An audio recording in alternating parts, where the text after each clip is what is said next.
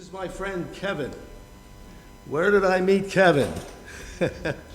Well, about a month ago, I go to the bank. How many of you ever go to the bank? That's a dumb question, isn't it? I went to the bank to get some money out, cash out, in Harleysville. And got the money out and tried to start my car. Did you ever have that happen to you? It didn't start. It didn't even make a sound. So there was a man walking by who works there, and he said, "Do you need help?" And I said, "Yeah." So he says, "I have something inside the bank I can bring if it's your battery." Then all of a sudden, this guy came up, and what happened was, he said, "Do you need help?"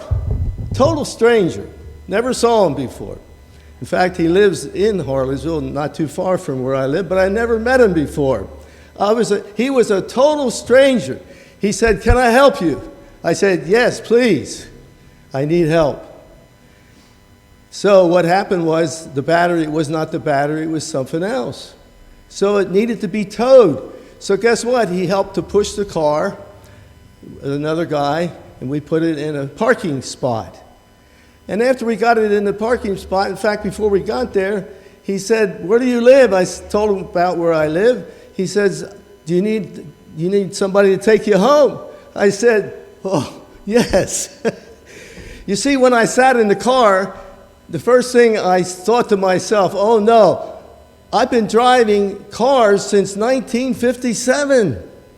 I never had this happen. That's 63 years ago. Never had that problem before, ever. I traveled in California when I lived out in California. I never got stopped and couldn't start my car again. And guess what?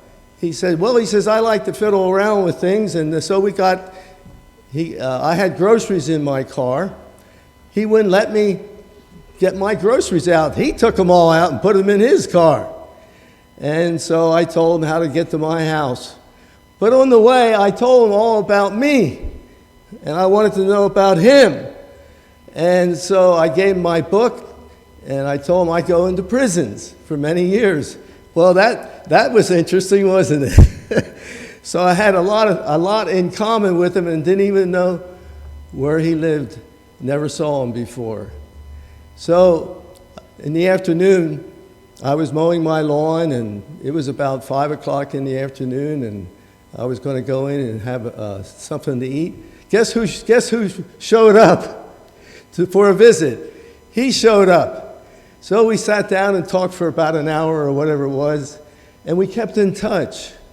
He called me, and I called him, and so our Liberty Ministries banquet was last Saturday, a week ago night, and he showed up there. And so I called him yesterday. I said, his name is Kevin. I said, "Kevin, I'm going down to a Korean church. Would you like to go along?" Well, he says, I'll have to think about it, and I'll get back to you. Later on, he called back. He says, "Yeah, I'm going to come. I'm going to come." Then I was looking for the address. I had to look around a little bit for the address. And, of course, he found us this morning and came. And Kevin is going to share a little bit about whatever he wants to share. And then I'll preach. God bless.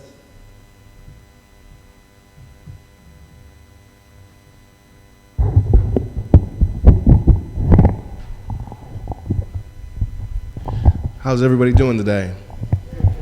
Can you hear me all right? Okay. So, I am 30 years old. I actually grew up in the church. I was born in Philadelphia, PA, and my mom left me in the hospital, my biological mother. So I was in state care until I was 7, moved to 7 different homes in the process of that.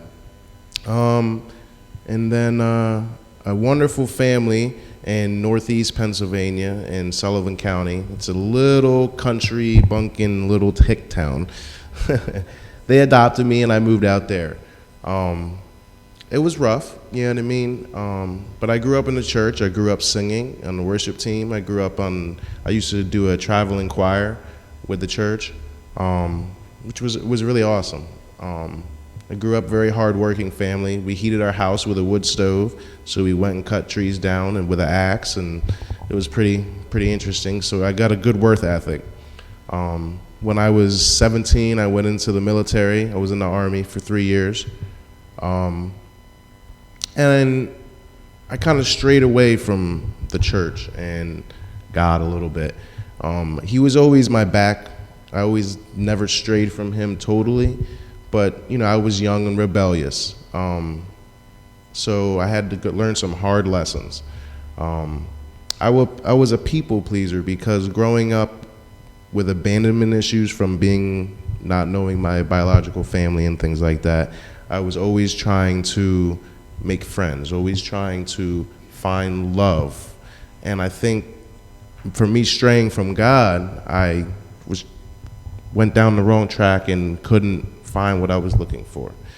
You could ask my whole family, you could ask all my friends, they would be like, you would never be the person that would go to prison. And it's funny because when I was locked up, I would see Liberty Ministry pamphlets all over, and people would come visit people in prison. And prison is rough, really rough, especially the one I was at because there was no cameras anywhere. So a lot of evil things was going on in prison. And I was always the type of person, I'm kind, caring. I would take my shirt off for my back for somebody. I've just always been that type of person. So going from that kind of personality to convicts and the worst of the worst, and being colored in my skin color and not from the city of Philadelphia or Jersey or New York, you're in the limelight. People want to hurt you. People want to try to test you. But in the end, when I was in prison, I think my main thing was focusing on me, focusing on God. I stayed in touch with, when I got locked up, some people in my church actually got a hold of me, and they wrote me the whole time and stayed in touch, and we would do Bible studies, and I was involved in the church in prison. So it was really a good 6 years for me to really focus on myself and have God make me grow into the man that he meant for me to be. It's funny, because he's like, oh, I'm going to a Korean church. Well, one of my mom's best friends is from Korea. So she'd always come over and make, I always remember she'd make these little fish that were whole, and we'd eat them, and she'd always make her egg rolls, and I loved them. And then my parents actually had an exchange student when I was 15 from Korea. I can't remember where it was, north, south, I can't remember. But he didn't speak much English at all.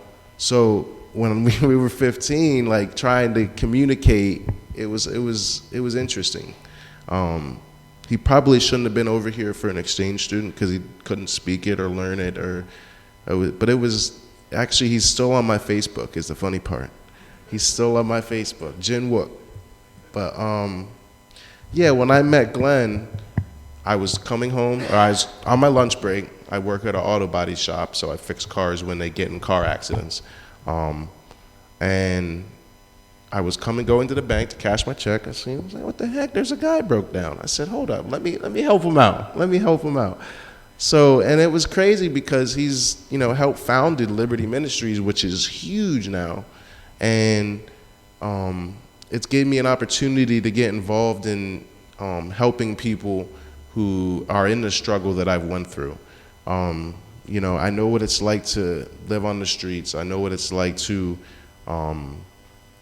have nothing. I know what it's like to, it's just crazy. It really is. I know what it's like, but yet still God has gave me opportunity after opportunity and never let me down.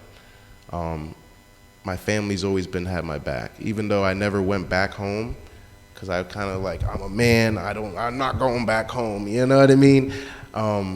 He was always had my back, and I was meant to come down to this area.